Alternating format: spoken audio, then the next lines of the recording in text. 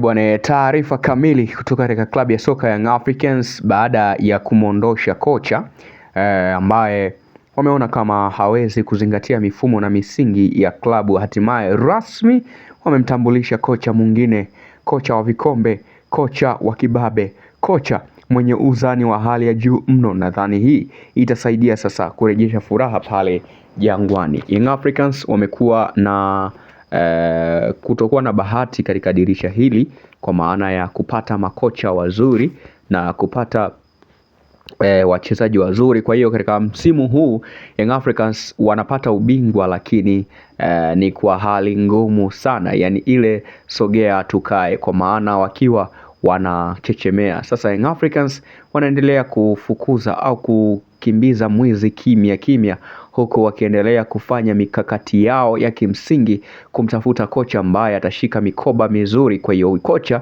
nadhani anaweza akawasaidia. Kutoka katika klabu ya kule Enyimba, Nigeria, leo rasmi Young Africans wanaandika historia nyingine.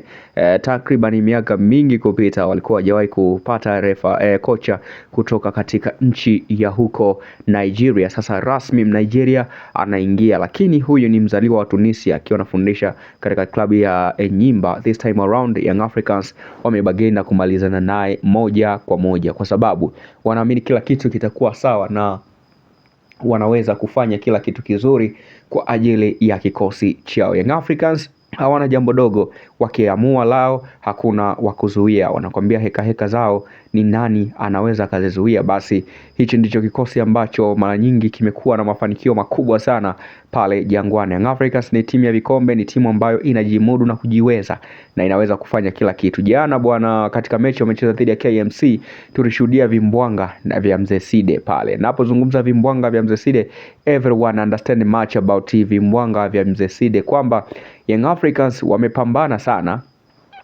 kutafuta taji, wamepambana sana kutafuta kombe, na ndani ya upambanaji wao ndo vile kumalizia mechi zilizobaki mechi 9. Mechi ya jana ilikuwa ni ya 10 ambao dhidi ya KMC ambao wanashuka daraja.